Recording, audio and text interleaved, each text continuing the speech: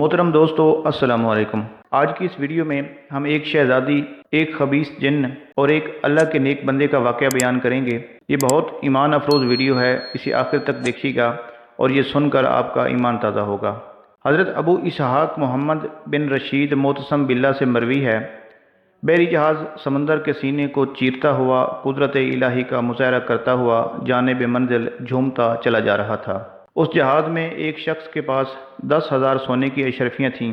وہ شخص بڑا اللہ والا تھا، بڑا نیک شخص تھا۔ بحری جہاز کے مسافر اپنی منزل کی جانب گامزن تھے۔ اچانک کہیں سے آواز آئی۔ کسی کہنے والے نے کہا کہ میں ایک ایسا کلمہ جانتا ہوں، اگر کوئی شخص اسے کیسی ہی بڑی مصیبت میں پڑے، اللہ تعالیٰ اس مصیبت کو اس پاکیزہ کلمے کی برکت سے دور فرما دے گا۔ کیا کوئی شخص مجھ سے یہ کلمہ سیکھنا چاہتا ہے؟ جو شخص سونے کی 10,000 اشرفیاں خرچ کرے گا، میں اسے یہ پاکیزہ کلمہ سکھاؤں گا۔ اب جس نیک شخص کے پاس 10,000 سونے کی اشرفیاں تھیں، اس نے سن کر کہا، میں یہ عمل آپ سے سیکھنا چاہتا ہوں۔ اس کہنے والے نے کہا، اپنی ساری رقم سمندر میں ڈال دو۔ اس مرد صالح نے ساری رقم سمندر میں ڈال دی اور پھر کہنے والے نے کہا کہ پڑھو یہ کلمہ، اور آیت مبارکہ یہ ہے۔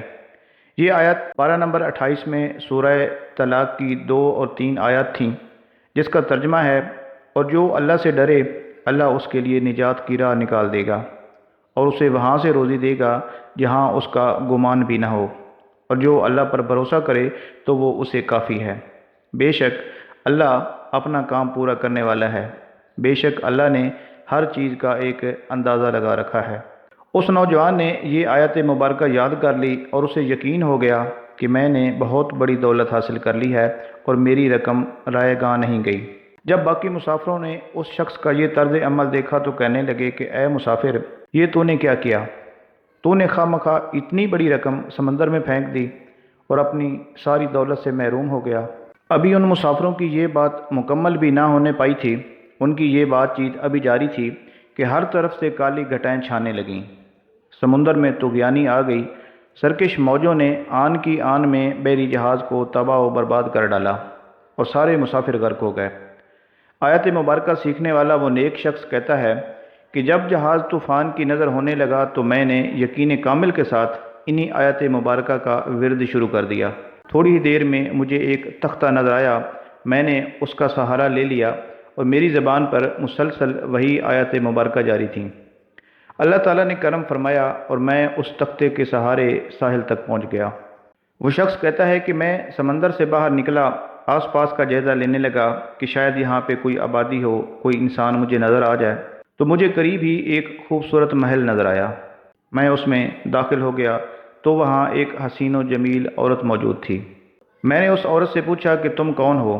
تو اس نے کہا کہ میں بصرہ کی رہنے والی ہوں اور مجھے ایک ظالم جن نے یہاں قید کر رکھا ہے۔ اس سمندر میں جو بھی جہاز غرق ہوتا ہے، وہ خبیث جن اس کا تمام مال و اسباب یہاں اس محل میں لے آتا ہے اور یہاں لا کر جمع کر دیتا ہے۔ شاید تمہارا جہاز بھی غرق ہو گیا ہے اور اسی وجہ سے تم بھی اس حالت میں یہاں پہنچے ہو۔ وہ یہ باتیں کر رہے تھے کہ وہ عورت کہنے لگی کہ اب وہ خبیث جن آنے والا ہے، تم ایسا کرو کہ فوراً کہیں چھپ جاؤ، ورنہ وہ تمہیں دیکھتے ہی قتل کر دے گا، اور جلدی کرو، اس جن کے آنے کا وقت ہو گیا ہے۔ وہ اللہ والا نیک شخص کہتا ہے کہ ہم ابھی یہ باتیں کر ہی رہے تھے کہ ایک جانب سے مجھے شدید کالا دھواں نظر آیا اور میں سمجھ گیا کہ یہ وہی جن ہے۔ میں نے فوراً بلند آواز سے انہی آیت مبارکہ کا ورد شروع کر دیا۔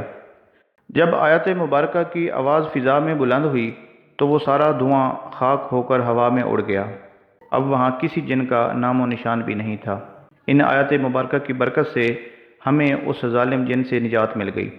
جب جن سے نجات مل گئی تو میں نے اس عورت سے کہا کہ چلو اٹھو، اب تم آزاد ہو، اللہ تعالیٰ نے اس خبیث جن کا کام تمام کر دیا ہے۔ چنانچہ ہم دونوں وہاں سے اٹھے اور محل کے خزانے سے بہت زیادہ دولت جمع کی۔ جتنا ہم سے ہو سکتا تھا ہم نے وہاں سے خزانہ اٹھایا اور ہمارے پاس کوئی ایسی چیز نہ بچی جس میں ہم مزید اس مال و دولت کو رکھتے۔ ہمارے پاس جتنے برتن تھے، جتنے کپڑے تھے، ہم نے وہ سارے اس خزانے سے بھر لیے۔ پھر ہم ساحل سمندر پر آئے اور وہاں پہ وہ سارا مال رکھا اور کسی جہاز کا انتظار کرنے لگے۔ کچھ ہی دیر بعد ہمیں دور سے ایک جہاز آتا ہوا دکھائی دیا۔ ہم نے کپڑا لہرا کر اسے اپنی جانب متوجہ کیا اس جہاز پر موجود مسافروں نے ہمیں دیکھ لیا اور کپتان سے کہا کہ وہ کچھ لوگ ہیں، جہاز اس طرف موڑ لو۔ اللہ کے فضل و کرم سے جہاز ہماری طرف آیا، اور اتفاق کی بات یہ تھی کہ وہ جہاز بصرہ ہی کی جانب جا رہا تھا۔ چنانچہ ہم دونوں اس میں سوار ہو گئے۔ بصرہ پہنچ کر اس عورت نے کہا کہ تم فلاں جگہ جاؤ اور ان لوگوں سے میرے متعلق پوچھو کہ وہ کہاں ہے۔ وہ شخص کہتا ہے کہ میں مطلوبہ جگہ پہنچا اور لوگوں سے اس عورت کے بارے میں بتا کر دریافت کیا کہ وہ کہاں ہے، تو انہوں نے کہا کہ وہ بیچاری تو تقریباً 3 سال سے لاپتہ ہے، ہم اس کی وجہ سے بہت پریشان ہیں۔ وہ شخص کہتا ہے کہ میں نے ان سے کہا کہ تم میرے ساتھ آؤ، میں اس عورت سے تمہاری ملاقات کراتا ہوں۔ وہ لوگ حیرانی اور خوشی کے عالم میں میرے ساتھ ہو گئے۔ جب انہوں نے اس عورت کو دیکھا تو بڑی عقیدت سے اس کے سامنے مؤدبانہ انداز میں کھڑے ہو گئے۔ آج وہ لوگ بہت زیادہ خوش و خرم تھے کیونکہ انہیں ان کی گم شدہ ملکہ مل چکی تھی۔ دراصل یہ عورت اس ملک کی ملکہ تھی اور گزشتہ 3 سال سے وہ لاپتہ تھی۔ پھر اس عورت نے اپنے خادموں اور دوسرے عزیز و اقارب سے کہا کہ اس شخص نے مجھ پر بہت بڑا احسان کیا ہے، لہٰذا میں اسی سے شادی کروں گی۔ بس ان دونوں کی شادی ہو گئی اور وہ ہنسی خوشی زندگی گزارنے لگے۔ محترم دوستو، اب ایک اور ایمان افروز واقعہ سن لیجئے۔ حضرت محمد بن عینیہ رحمۃ اللہ علیہ فرماتے ہیں کہ ایک مرتبہ حضرت حمیری بن عبداللہ رحمۃ اللہ علیہ شکار کے لیے گئے۔ جب وہ ایک ویران جگہ پہنچے تو اچانک ان کی سواری کے سامنے ایک سانپ آ گیا اور اپنی دم پر کھڑا ہو گیا۔ بڑی لجاجت سے حضرت حمیری بن عبداللہ رحمۃ اللہ علیہ سے عرض گزار ہوا کہ خدا کے بندے، مجھے میرے دشمن سے پناہ دیجیے۔ اللہ تعالیٰ آپ کو اپنے عرش عظیم کے سائے میں اس دن پناہ دے گا جس دن اس کے عرش کے علاوہ کوئی سایہ نہ ہوگا۔ برائے کرم مجھے میرے دشمن سے بچا لیجیے، ورنہ وہ میرے ٹکڑے ٹکڑے کر دے گا۔ حضرت حمیری بن عبداللہ رضی اللہ تعالی عنہ فرماتے ہیں کہ میں تجھے کہاں چھپاؤں؟ وہ سانپ کہنے لگا کہ اگر آپ نیکی کرنا چاہتے ہیں تو مجھے اپنے پیٹ میں پناہ دے دیجیے۔ آپ رحمۃ اللہ علیہ نے پوچھا کہ آخر تو ہے کون اور مجھ سے پناہ کیوں چاہتا ہے؟ سانپ نے کہا کہ میں مسلمان ہوں اور مسلمان سمجھ کر مجھے پناہ دے دیں۔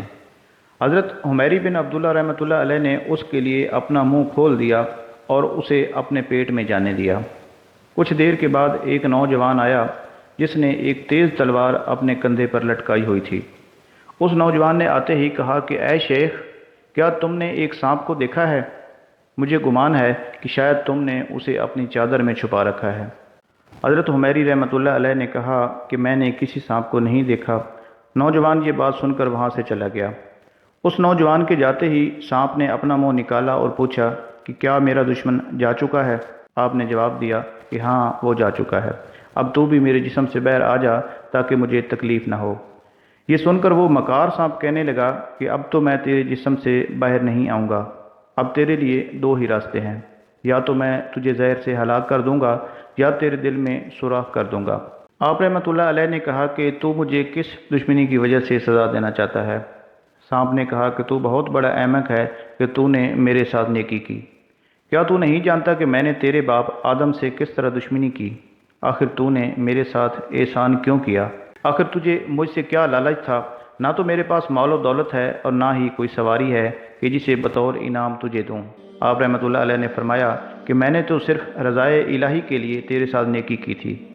اگر تو مجھے مارنا ہی چاہتا ہے تو مجھے پہاڑ پر جانے دے تاکہ میں وہیں رہ کر اپنی جان دے دوں۔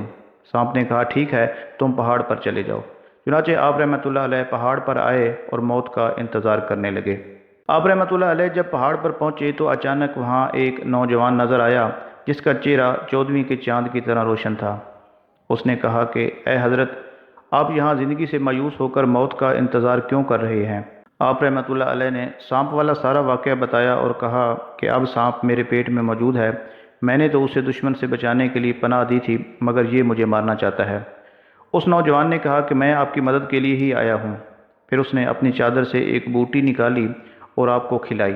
جیسے ہی آپ نے وہ بوٹی کھائی، آپ کا چہرہ متغیر ہو گیا اور آپ پر کپکپی طاری ہو گئی۔